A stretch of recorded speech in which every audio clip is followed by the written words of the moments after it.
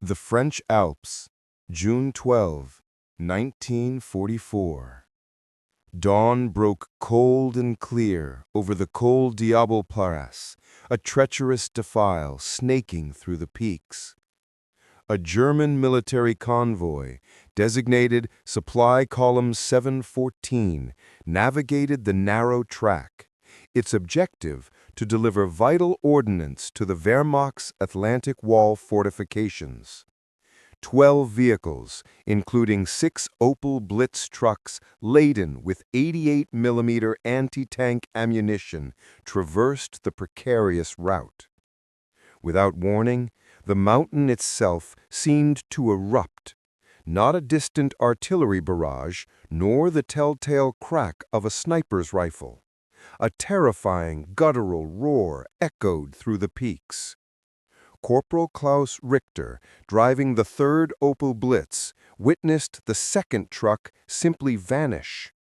A gaping maw, where solid rock had been, swallowed the 3-ton vehicle and its crew. The convoy disintegrated in an instant. Less than 10 seconds, that was all it took. The lead half-track careened off the shattered road, plunging hundreds of meters into the ravine. A cascading avalanche of rock and earth followed, engulfing the remaining vehicles. Explosions rippled through the pass as the highly volatile ammunition detonated. The scene was pure pandemonium. German infantry, disoriented and deafened, scrambled for cover amidst the pulverized remnants of their transport.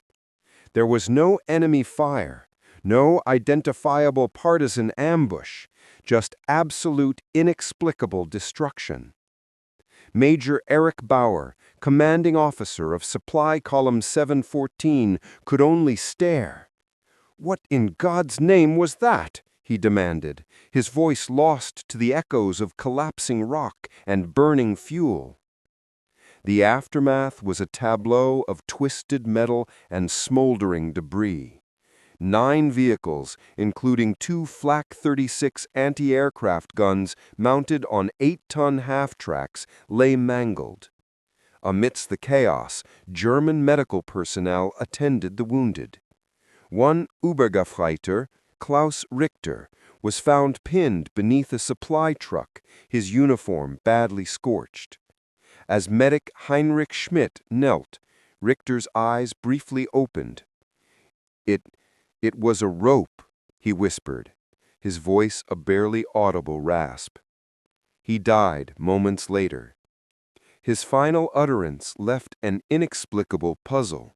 This single, enigmatic statement defied all conventional military analysis. German command had anticipated partisan ambushes, perhaps even isolated commando raids involving explosives or small arms fire. Yet, a rope? The idea was ludicrous. Obersturmbannführer Onno Strasser, a veteran intelligence officer dispatched from Division 347, initially dismissed it as morphine-induced delirium, or the final ramblings of a traumatized soldier. No known sabotage technique, especially not one capable of obliterating a convoy of 90 men and equipment valued at over 300,000 Reichsmark, involved the simple length of cordage. The immediate intelligence imperative was clear: determine the method of attack. Without understanding the modus operandi, countermeasures were impossible, leaving vital supply lines to the Normandy front critically vulnerable. By mid-1944, the global conflict had reached a critical juncture. The Soviet Union pressed relentlessly on the Eastern Front, while Allied air power systematically dismantled German industrial capacity. Operation Overlord, the long-anticipated invasion of Fortress Europe, was imminent. Its target, the beaches of Normandy. General Eisenhower's forces, comprising over 1.5 million American, British, and Canadian troops, stood poised across the English Channel, awaiting the precise meteorological window. The strategic stakes were astronomically high. Even a localized disruption, seemingly insignificant, could trigger cascading tactical failures. A single blown bridge in a remote sector might not halt a division. A derailed train or a delayed convoy in the French Alps could have profound cumulative effects. Such an impediment might mean a Panzergrenadier division arrived at the Normandy front in 72 hours, not 48. Field Marshal Rommel famously articulated this vulnerability. He stated, "The first 24 hours of the invasion will be decisive. The fate of Germany depends on it." Any delay to German mobility therefore became a strategic victory for the Allies. It could potentially tip the balance of the largest amphibious assault in history. Elodie, a 24-year-old goat herder, had spent her entire life entwined with the rugged terrain surrounding the Diabel Pass. Her existence was a testament to the symbiotic relationship between humanity and the unforgiving French Alps. She moved with an innate grace across precipitous slopes, her bare feet knowing every rock fissure, every shift in the scree. For the occupying German forces, Elodie was simply another ghost in the landscape, an invisible local, a demographic largely ignored in their broader strategic calculations. Yet, this very oversight became a critical vulnerability. Her daily routine, a delicate dance between animal husbandry and the raw elements, had been brutally interrupted by the gray tide of occupation. The systematic German requisitioning of her family's livestock, specifically 17 Alpine goats, their primary economic base, and the subsequent confiscation of their ancestral mountain dwelling left her bereft of livelihood and home. This was not merely personal loss. It was a calculated act of dispossession, a direct challenge to her very survival. This injustice, devoid of any recourse, cultivated a silent, unyielding desire for retribution within her. Elodie possessed an unparalleled, almost instinctual understanding of the Alpine environment. She knew the geology of the rock faces, the seasonal hydrology of the ravines, and the precise angles of descent where gravity exerted its maximum destructive force. Years spent mending fences, guiding her herd, and navigating treacherous paths had also made her a master of applied mechanics, particularly concerning rope work and the strategic application of leverage. This intimate knowledge, a lifetime's accumulation, became her most potent weapon. She observed the German logistical convoys with an acuity born of desperation, charting their predictable movements through her domain. Her new mission was clear: to exploit the very arrogance that rendered her invisible. Elodie, stripped of everything but her intimate knowledge of the terrain, transformed into a shrewd observer of German operational patterns. The Wehrmacht's logistical arteries, predominantly routing through the French Alps, exhibited a dangerous predictability. Convoys, often tasked with supplying the 2nd SS Panzer Division's western transfer or reinforcing the coastal defenses, maintained stringent schedules, favoring established infrastructure. The route Napoleon and the D900, converging at critical choke points such as the Col du Diabel Pass, became predictable conduits. This reliance on a limited network, while efficient for high-volume transport, cultivated a profound operational complacency. German engineering detachments, highly proficient in rapid road repair and bridge construction, considered these mountain passes secured and stable. Their tactical security doctrines primarily addressed external threats, partisan ambushes or potential Allied air interdiction, rather than inherent geological vulnerabilities. Major Karl Brandt's intelligence summaries frequently noted the inherent impenetrability of Alpine terrain. Elodie, however, perceived this facade. Her 2 decades navigating the crags and ravines of Col du Diable had imprinted upon her an unparalleled understanding of its volatile geology. She knew every erosion scar, every subterranean spring line, every precarious scree slope. The critical vulnerability manifested at a specific point. A section of the road, expanded in late 1941 by German sappers, where it had been cut into a sheer 60-degree slope. Here, a pre-existing fracture network, exacerbated by seasonal meltwater and the relentless passage of heavy vehicles, critically undermined the integrity of the road supporting embankment. It was a structural flaw, almost imperceptible to the uninitiated, a direct consequence of the very arrogance that viewed nature as subservient. This Achilles heel was not susceptible to conventional explosives or direct fire. It was vulnerable to the latent, immense power of the mountain itself. Elodie, 24 years old, possessed a profound intimacy with the rugged terrain of the Tarentaise Valley Alps. Understanding every nuance of this landscape was not merely instinctual. It was a prerequisite for survival under the shadow of military occupation. On a June afternoon in 1944, while tracking a stray kid along a precarious ledge near the Col du Diable Pass, she witnessed a phenomenon common to these high altitudes. A small stone, weighing less than 5 kilograms, tumbled down a scree slope. Its kinetic energy, amplified by the severe gradient, impacted a larger limestone block, estimated at 150 kilograms, resting precariously below. This secondary collision triggered a localized but significant slide, sending a cascade of rock and earth scouring down 20 meters of the mountainside. The destructive potential of such a minor initial catalyst was unmistakably clear. For Elodie, this event was not merely a natural occurrence. It was a tactical epiphany. She realized that the mountain itself possessed a destructive capacity far exceeding German defensive measures or conventional Allied sabotage. German engineers, in their haste to secure the pass for convoy traffic, had reinforced the roadbed. Yet they had dangerously overlooked the inherent instability of the slopes looming above, particularly where the track clung to the cliff base. The concept crystallized, a trap that would exploit the raw force of the mountain. Not explosives, scarce and dangerous for a lone operator, but gravity, geology, and precisely applied leverage. Her plan, audacious in its simplicity, was to engineer a controlled rock slide, utilizing a strategically positioned boulder as a fulcrum and a rope system to trigger the collapse at the critical moment. The German convoy routes, traversing this perilous pass with clockwork regularity every 48 to 72 hours, would become the mechanism of their own undoing.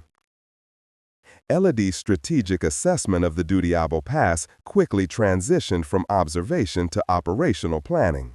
For the next 72 hours, from June 9th to June 11th, 1944, her solitary objective was the meticulous engineering of the rock slide. Her primary target, a weathered granite boulder, estimated at 400 pounds, positioned precariously above the critical pass. This was not merely moving a stone, it was the precise repositioning of a tactical asset. The physical exertion was immense. Lacking heavy equipment, Elodie employed rudimentary but effective leverage techniques. She utilized smaller stones as fulcrums and sturdy fallen branches as levers. Each inch of movement required calculated effort and a profound understanding of applied mechanics. She worked under the cover of darkness and the sparse alpine vegetation, ensuring no trace of her. Concurrently, Elodie devised a sophisticated two-stage trigger system, a testament to her intuitive grasp of engineering principles. The initial stage involved securing a primary retention rope meticulously woven through a series of robust mountain pines.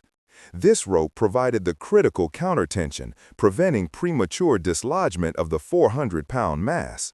The secondary operational stage comprised a thinner, easily severable trigger cord, routed through a series of natural rock formations and a strategically placed juniper bush. This final cord, when cut, would release the primary retention, initiating the boulder's destructive trajectory. Her 3 days were a relentless cycle of physical labor, precise knot tying, and continuous risk assessment. Every anchor point, every length of rope, every potential variable was meticulously considered.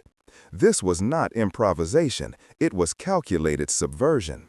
Elodie's solitary engineering feat, executed without external support or the luxury of error, transformed a natural hazard into a bespoke tactical weapon. By the dawn of June 12, 1944, Elodie had established her final observation post. Perched precariously within a natural rock overhang, some 2,500 meters above the serpentine Col du Diable Pass, she occupied a concealed eagle's nest. This vantage point, a mere 3 square meters of uneven rock, offered an unobstructed vista of the single military road below. The biting Alpine wind, a relentless adversary, tore at her worn cloak. Her meager pack held dried goat cheese and a single dented canteen. Isolation was absolute. She was a solitary sentinel against a hostile granite world. Hours stretched into a grim eternity. Each passing minute amplified the chilling reality of her mission. Failure meant certain brutal interrogation, followed by summary execution at best. Success, however, carried its own cost, the certainty of being hunted, of living as a ghost in the mountains she loved. The faces of her murdered family, her confiscated livestock, the burned-out remnants of her home, these vivid specters fueled her resolve. Her personal retribution, a burning ember within her, now merged with a larger, more desperate objective. She understood the stakes. From a tactical standpoint, Elodie's endeavor was an act of extreme audacity, bordering on the suicidal. A single individual, without communications or backup, attempted to disrupt a well-equipped military supply line. German forward patrols, though infrequent in this terrain, presented a constant existential threat. Discovery meant immediate capture. The inherent instability of the Alpine environment itself, from sudden rockfalls to unpredictable weather shifts, could have compromised her meticulously prepared mechanism.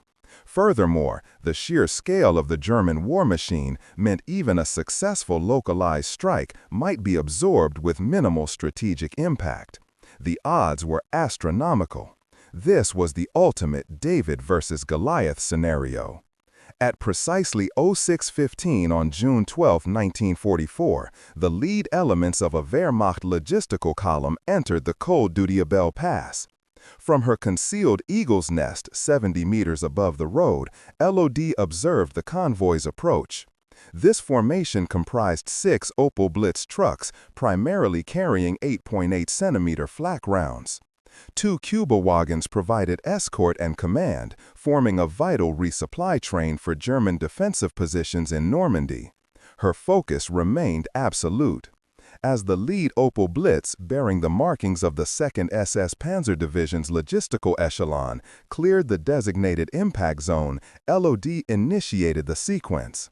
She severed the primary retention cord, a sisal rope she had meticulously prepared, with a practiced, swift motion. The 180-kilogram limestone, precisely balanced on its fulcrum, instantly lost its precarious angle. The 180-kilogram projectile struck the embankment with a concussive force, precisely on the pre-weakened section of the retaining wall. This finely calculated point of impact, coupled with the boulder's kinetic energy, triggered an immediate and catastrophic structural failure. A 15-meter section of the road surface, including its underlying rock and earth, instantly buckled and disintegrated, cascading into the ravine.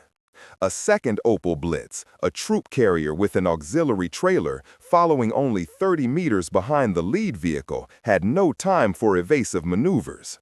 Its front axle dropped into the newly formed void at 60 kilometers per hour, initiating a violent, uncontrolled plunge into the chasm. This vehicle, laden with high-explosive 8.8-centimeter projectiles, impacted the ravine floor with a catastrophic structural collapse. Almost instantaneously, a secondary explosion detonated, a violent, concussive event initiated by the sympathetic detonation of the munitions. Fire billowed upwards, an incandescent orange plume against the pre-dawn light, consuming the wreckage and casting stark shadows on the cliff faces. The resulting sound was a deafening, prolonged thunderclap, reverberating through the Alpine valleys for over 10 seconds. Elodie, partially shielded by her rock formation, felt the concussive shockwave resonate through the very granite beneath her position. From a conventional military perspective, Elodie's tactic was profoundly unorthodox, relying entirely on intimate terrain knowledge and a single critical point of failure. Such an improvised method lacked the scalability or predictability of engineered demolitions or coordinated ambush tactics.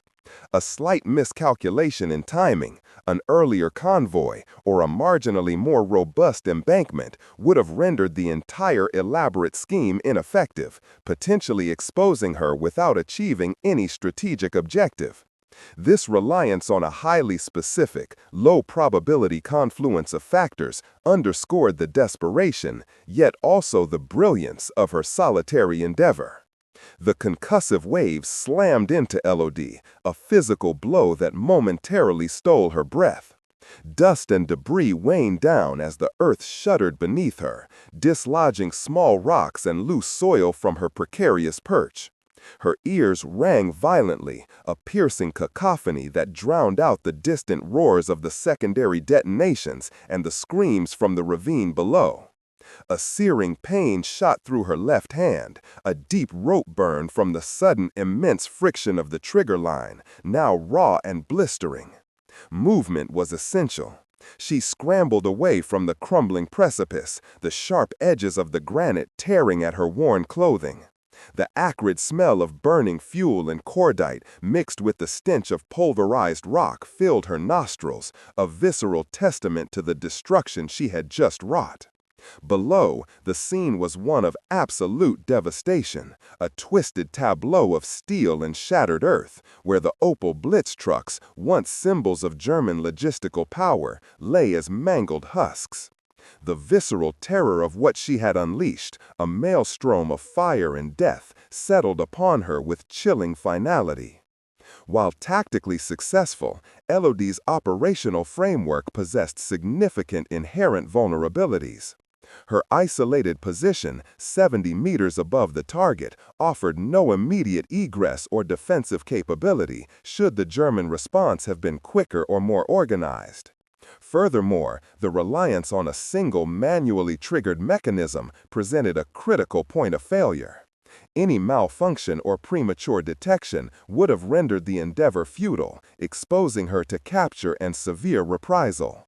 This individual act, while effective, lacked the redundancy and force protection typically mandated for even minor sabotage. Major Karl Brandt, a seasoned Wehrmacht combat engineer attached to the 3rd Gebirgsdivision, arrived at the Col du Diable Pass wreckage site on the morning of June 13, 1944.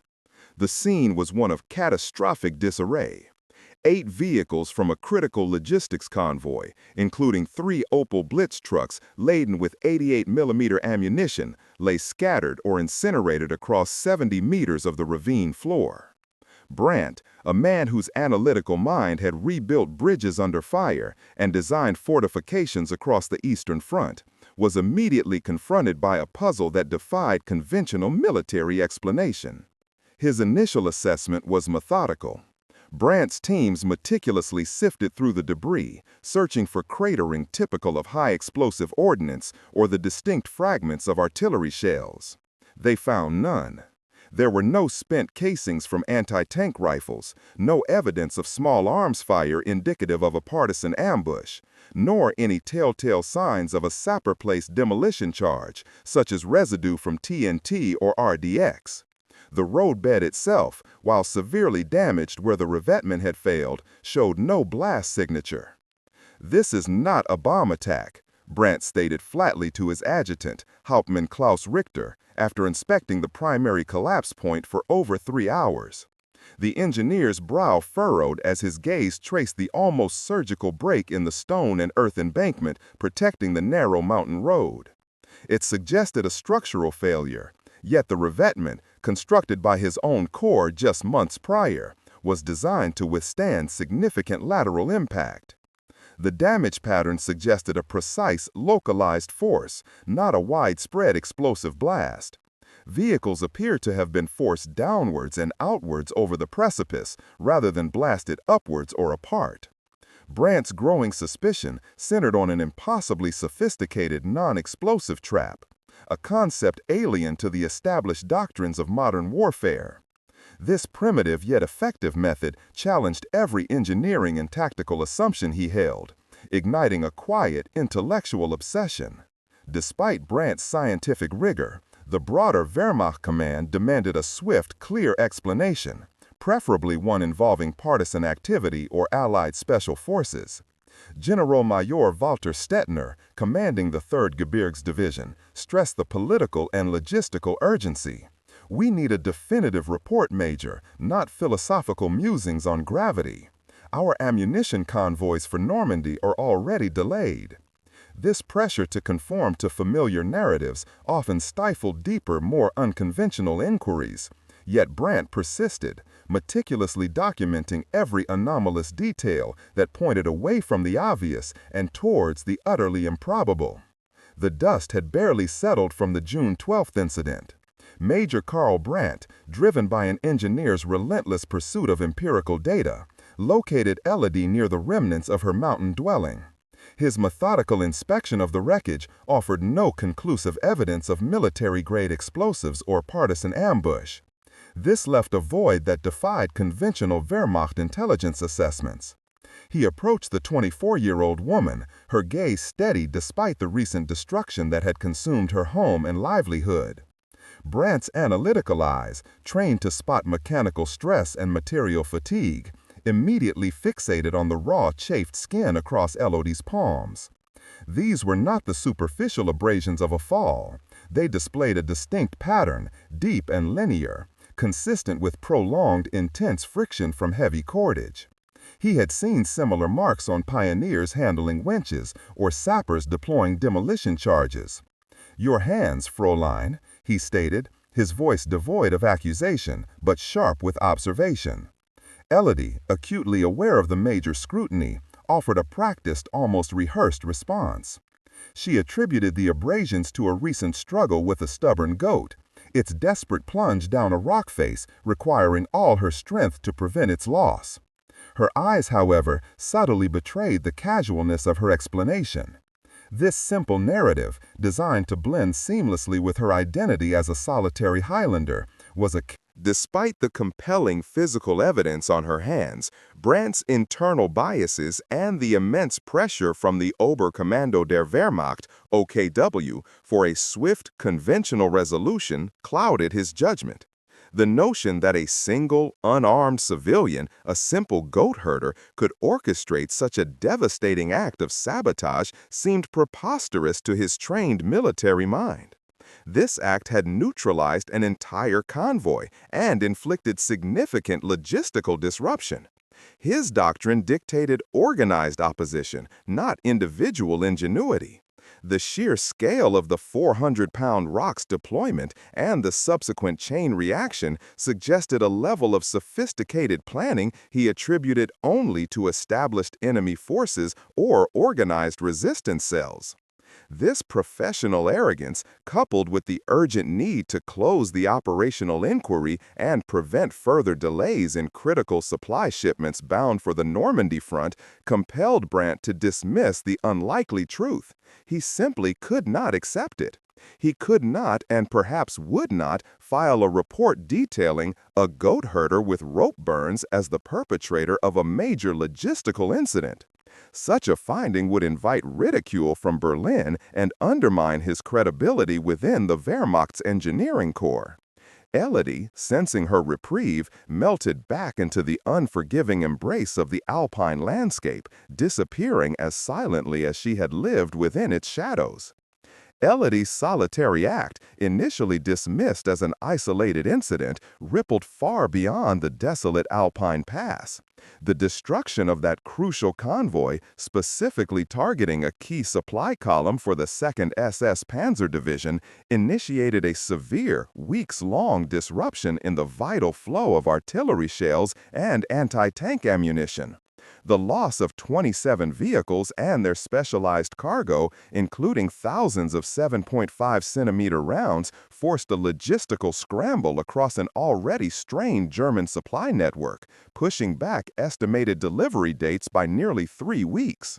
This delay proved catastrophic for the German High Command's efforts to repel the Allied invasion on June 6, 1944. As the Western Allies solidified their beachheads and began pushing inland from the Normandy coast, German forces, particularly those in critical defensive positions, experienced acute shortages of heavy ordnance. Divisions like the 21st Panzer and elements of the Panzerlehr attempting to counterattack against the Allied bridgehead reported insufficient ammunition for sustained engagements. Elodie's action, executed just 4 days before D-Day, effectively starved a significant reinforcement artery, inadvertently creating a tactical vacuum that the Allied forces exploited to their advantage. Major Karl Brandt, the astute German engineer, found himself professionally sidelined, reassigned from his crucial logistical post to a remote engineering battalion in the Balkans. His superiors, under immense pressure and adhering to the official narrative of a partisan attack, viewed his insistence on a rope trick as an unhelpful distraction, even a sign of professional incompetence. Yet the image of Elodie, the goat girl with the scarred hands, haunted him. He frequently recounted in his private journal discovered decades later, "I knew she had done it. Her eyes held the mountain's cunning." This unsolved tactical enigma chipped away at his professional pride, a constant irritating anomaly in his meticulously ordered military world. However, it is vital to contextualize Elodie's singular act within the broader strategic landscape. While undeniably impactful, her sabotage was not the sole determinant of German difficulties in Normandy. Systemic German logistical vulnerabilities, compounded by relentless Allied air interdiction across French rail networks and sustained harassment by the French resistance, already severely hampered supply lines. Elodie's rope trick served as a critical exacerbating factor, a meticulously placed obstacle that deepened an existing wound rather than the initial blow. Its significance lies in its precision and timing. Decades after the war's conclusion, in the autumn of 1991, Dr. Alastair Finch, a military archivist, unearthed Major Karl Brandt's personal journal. He was researching Axis logistical failures. Within its weathered pages, Brandt meticulously recounted the puzzling incident at Col du Diable. He detailed his initial investigation, the baffling lack of conventional ordnance, and his persistent, unsettling suspicion that the destruction was not accidental. Most compellingly, he described his encounter with the young woman. He noted her unusual burns, referring to her simply as das Ziegenmädchen mit den Händen, the goat girl with the hands. This obscure entry finally illuminated the full scope of Elodie's audacious act. Her solitary defiance represented a formidable instance of individual agency. It was against a superior conventional force. Local knowledge and adaptive tactics could inflict tangible strategic damage, even from an individual operating outside established partisan structures. The disruption of that June 1944 convoy, a seemingly isolated event, created a measurable ripple effect. It impeded the timely deployment of crucial. It is vital to maintain a balanced perspective. Elodie's intervention undeniably contributed to a tactical delay, diverting critical resources. It necessitated alternative supply routes. However, it was not the singular determinant of the German defensive posture in Normandy. The Wehrmacht faced a multitude of compounding logistical challenges across the Western Front, including pervasive fuel shortages and sustained Allied interdiction of rail networks.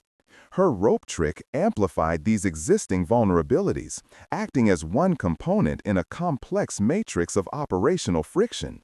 This ultimately hindered German response capabilities during the critical weeks following June 6, 1944. Elodie's story, once a whisper in a forgotten journal, now stands as a testament to anonymous resilience. History often overlooks localized acts of courage. These nonetheless shift the tactical landscape. Her ingenious employment of rudimentary physics against armored vehicles serves as a potent reminder. Even in the maelstrom of global conflict, a single, determined individual can wield influence. It's subtly, yet It is in these unsung moments, these small victories of cunning over overwhelming force, that we glimpse the true human cost and ingenuity of total war.